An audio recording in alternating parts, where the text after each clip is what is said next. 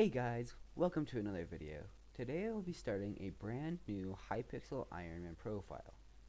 Now, please like and subscribe, it greatly helps. It keeps me motivated and makes me continue putting out these videos. Alright, well anyway, for those of you who don't play Hypixel, or, live under a rock, Ironman is a type of profile that doesn't allow you to trade, use the auction house, and receive gifts, and much, much more. Ironman is a real pain. This basically means, though, in total, just that I'm going to have to grind for basically everything I want to get. I'm going to have to grind it manually instead of buying it from the bazaar or the auction house, or most other methods of getting things such as trading with players. Well, without further ado, let's jump right into it. As I first loaded in, as every Hypixel player does, I started attacking the nearest thing I could find. At the time, this was the tree, of course, as every Skyblock player starts. And so I punched down the tree and started building over to the portal where I would be able to start out my journey and really jump right into things. As I walked through the portal, I found myself loading to the village. This village would become very important and would be known as Hub to me. Soon after, I found myself running around and talking to every single villager I could find. Soon after, I found myself talking to a man that ran a bazaar. He told me that he wouldn't respect me or sell anything to me until I was Skyblock level 7. So I started out by deciding that I was going to try to reach Skyblock level 7. Now, you may be saying to yourself, but Dragon, you said that you could not get resources from the bazaar. And to that I say, yes, you are right. However, there's one exception to this on Ironman. And that is that you can buy the booster cookie from Bazaar. Booster cookies are very important items that allow you to get many buffs such as learning faster. However, booster cookies come at a premium and would be costing a cool 8 million coins apiece, so they wouldn't be really a thing until much later. Now, you may also be saying to yourself, but Dragon, you get a free booster cookie when you first start out the game. And to that I say, this isn't my first time playing, and I've used a booster cookie in the past. As I finished talking to all the different people in Hub, I found someone that looked peculiar. This person's name was Jamie. See, Jamie was a different villager. All of the other villagers had given me some kind of useless information, or told me about some mechanic I wouldn't understand until much later. But no, Jamie was different. No, she was going to give me something that was going to be useful throughout the entirety of early game. This item was the Rogue Sword. The sword had an ability which would allow me to move faster and would allow me to be able to farm and get resources far more efficiently. Now, you may also be saying, though, Dragon, this is a little bit overpowered to be able to run as fast as you want whenever you want. However, there's a toll that this takes on the player. This toll is called mana. Mana is a resource that allows players to do massive amounts of damage or be able to run faster. However, at the start, mana is a bit of a rare resource. Now, you may be saying to yourself, but Dragon, mana is able to regen on its own. And to that I say yes, you are right. It does regen on its own. However, it's rather slow regen, and you start with only 100 mana. Now, this can also be raised through getting higher intelligence. Yes, you have to be smart to use magic. Now, some ways of raising intelligence is by getting it through magic weapons, armor, and power stones. There are many other ways of getting mana that I have not mentioned, but worry not, viewer, because it'll be explained more depth through my playthrough. Anyway, enough talking, let's jump right back into it. Soon, I would find myself attacking more wood that could be found just outside of town. I also found a lumberjack who kindly let me have his axe. This axe gave me a slight chance to drop apples from chopping wood. It's called the sweet axe. However, apples aren't very useful in Hypixel. I mean, what do you do with them? So soon, I would be looking for a better one. With the money I got from selling my wood, I found myself punching wheat to learn how to farm it better. This is called a skill. Skills would be very important and would allow me to get more things such as farming fortune, which allows me to get more drops from farming crops. Once I reached farming skill 1, I immediately headed over to upgrade to a rookie hoe. This hoe would be useful in starting my new career as a farmer, as it gave me more farming fortune and would allow me to get more drops. After farming, I sold all of the wheat and seeds I had gotten and immediately headed over to speak with the mine merchant and weaponsmith. These NPCs would sell me the promising pickaxe and undead sword.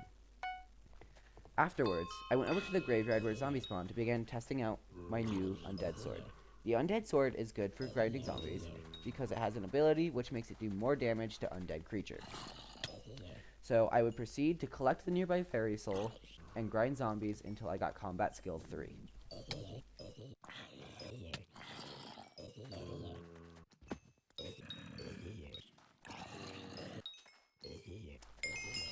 After ending my rampage, I decided I wasn't doing enough damage, so I soon found myself in the library building up XP. I would use this XP to enchant my undead sword with Sharpness 5. Sharpness 5 is an enchant that allows me to do more damage to whatever I hit, which would allow me to be able to farm mobs faster and be able to deal with harder mobs.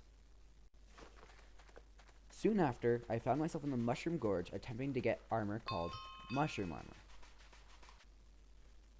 Now, you may be saying to yourself, but Dragon, Mushroom Armor is terrible. And to that, I say, no, you are wrong. See, Mushroom Armor is actually very, very useful for early game, because it has a special ability that makes it so that at night, all the stats on it are tripled. This includes health and defense, which would allow me to survive far better. Now, I believe this also works with enchants, so if I enchanted it with some of the other enchants that gave me more health and defense, it would also multiply those. Now, there's a downfall to this armor, and that is that it only works at night. So I would soon be looking for a new set of armor.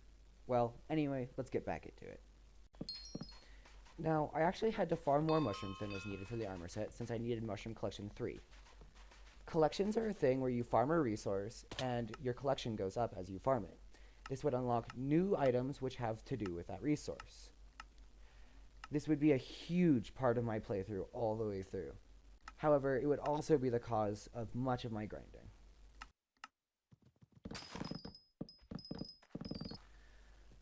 After this, I decided to search for the last villager, and while doing that, I found a fairy soul, and I actually wound up getting stuck in a hole.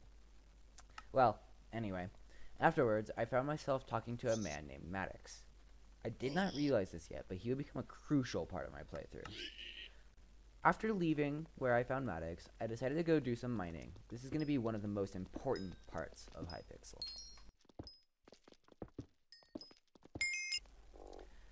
I proceeded to collect coal until I could fill the request the blacksmith had given me.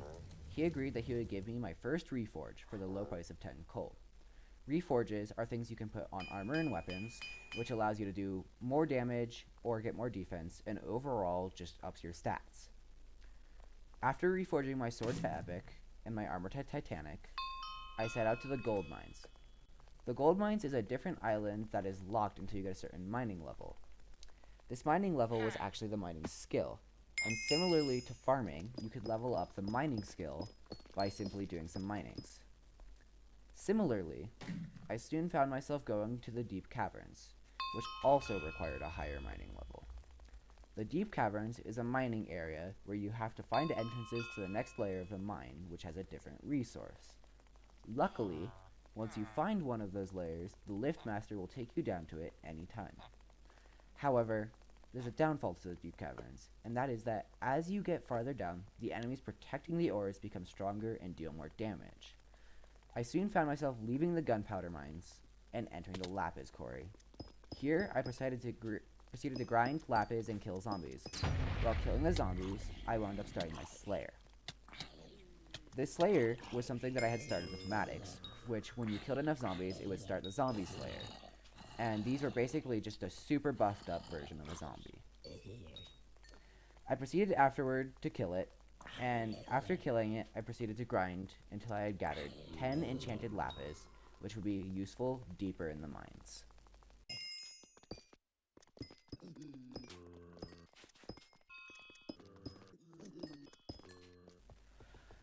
After I was done with the lapis mines, I proceeded to head down to the next layer of the mines. This layer was called the redstone mines. In that layer, you could find redstone. However, you had to be careful because the nearby pigments would tear through your health and attack in groups since you were stealing their redstone. If you die in Hypixel 2, there's a penalty where you lose half of your coins as well. After speaking to the redstone miner near the lift operator, he told me that if I collected redstone for him, he would expand my accessory bag size. I did not quite yet realize this, but it would become very important later on. Just as I did in the lapis quarry, I also mined redstone until I had reached 10 enchanted redstone, which would once again be useful later in the mines.